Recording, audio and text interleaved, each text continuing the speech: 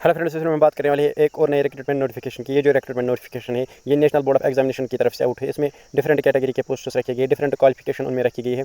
इसमें 12th पास candidates के लिए भी पोस्ट्स रखे गए। नीचे मैं आपको दिखाऊंगा जूनियर असिस्टेंट के लिए 12th पास कैंडिडेट्स अप्लाई कर सकते हैं और स्टेनोग्राफर के लिए भी 12th पास कैंडिडेट्स अप्लाई कर सकते हैं। जूनियर अकाउंटेंट के लिए आपके पास बैचलर्स डिग्री होनी चाहिए कॉमर्स में और या मैथ्स में या स्टैटिस्टिक्स में। और जूनियर प्रोग्रामर के लिए आपके पास BE BTech होना चाहिए। लॉ ऑफिसर के लिए आपके पास LLB होना चाहिए। और जो डिप्टी डायरेक्टर मेडिकल है उसके लिए आपके पास पोस्ट ग्रेजुएट डिग्री होनी चाहिए मेडिकल साइंस में।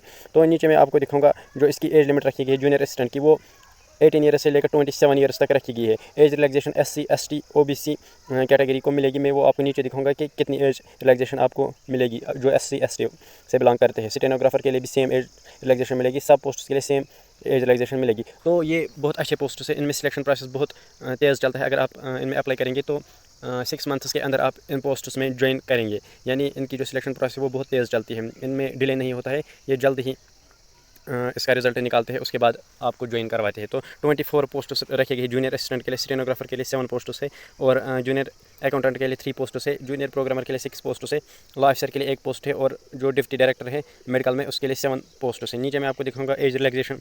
पहले आप देख सकते हैं एज रिलैक्सेशन 5 ईयर्स मिलेगी SC ST वालों को, OBC वालों को 3 ईयर्स की एज रिलैक्सेशन मिलेंगी। PWD यानी जो कैंडिडेट्स फिजिकली डिसेबल्ड हैं उनके लिए 10 ईयर्स की एज रिलैक्सेशन मिलेगी। जो OBC कैटेगरी से बिलोंग करते हैं और PWD यानी फिजिकली डिसेबल्ड है उनको 13 ईयर्स की एज रिलैक्सेशन मिलेगी। तो PWD SC ST वालों को 15 ईयर्स की एज रिलैक्सेशन इसमें मिलेगी। नीचे मैं आपको दिखाऊंगा जो इसका सिलेक्शन प्रोसेस रहेगा, उसमें आपको एग्जामिनेशन होगा, एग्जाम के बेस पर आपकी सिलेक्शन होगी। नीचे मैं आपको सिलेबस दिखाऊंगा इसका। तो सिलेबस आप देख सकते हैं, जनरल इंटेलिजेंस एंड रीजनिंग में आपके 50 क्वेश्चन आएंगे, 1 मार्क्स 1 क्वेश्चन का होगा।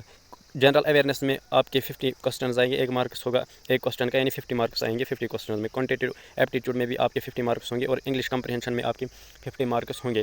और टोटल जो आपके मार्क्स होंगे वो 200 होंगे, उसी के बेस पर आपकी सिलेक्शन हो जाएगी। जो आपकी लेवल होगा पेपर का, जूनियर अकाउंटेंट के लिए ग्रेजुएट लेवल का पेपर होगा, स्टेनोग्राफर एंड जूनियर असिस्टेंट के लिए 12th लेवल का पेपर होगा। तो नीचे मैं आपको दिखाऊंगा फाइनल मेरिट भी एग्जामिनेशन के बेस पर ही प्रिपेयर किया जाएगा। जो जूनियर असिस्टेंट के पोस्ट्स हैं उनमें एग्जामिनेशन होगा और जो law officer and junior programmer deputy director है उनका मेरिट के बेस पर सिलेक्शन हो जाएगी। तो अगर मेरिट में कोई 2 कैंडिडेट्स सेम स्कोर करते हैं तो जो कैंडिडेट बड़ा होगा उसी को प्रेफरेंस दी जाएगी, उसी को सिलेक्ट किया जाएगा। यानी अगर 50 मार्क्स 2 कैंडिडेट्स के हैं और उनमें से एक को सिलेक्ट करना है, जो बड़ा कैंडिडेट होगा उसी को सिलेक्ट किया जाएगा। तो इसका जो एप्लीकेशन फ़ी है वो मैं आपको नीचे दिखाऊंगा, एप्लीकेशन फ़ी इसमें क्या रखा गया है।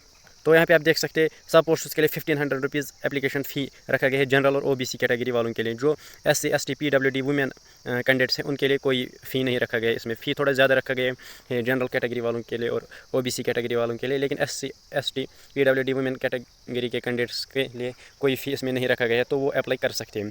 जो date of examination and venue of examination वो आपको मैं बताऊँगा जब इसके कोई और नोटिफिकेशन एग्जामिनेशन के रिलेटेड आउट होगी, वो आपको इसी चैनल पर मिल जाएगा। आप चैनल को सब्सक्राइब करके रखिएगा। SC ST PWD और वुमेन कैंडिडेट ज़रूर इसमें अप्लाई कीजिएगा, क्योंकि उनमें कोई फ़ी नहीं है। अगर वो फिर एग्ज़ाम देने भी नहीं चाहेंगे तो कोई बात नहीं, लेकिन जनरल कैटेगरी वालों को 1500 रुपीज़ फ़ी है, तो वो थोड़ा सोच के फॉर्म भर लेना। अगर प्रेपरेशन अच्छी है तो ही फॉर्म भर लेना। तो ये थी आज की कंटेंट अपडेट। आई होप आपकी अच्छी लगी। वीडियो को लाइक कीजिए, चैनल को सब्सक्राइब कीजिए। मिलते हैं अगले वीडियो में, तब तक के लिए अपना ख्याल रखिएगा।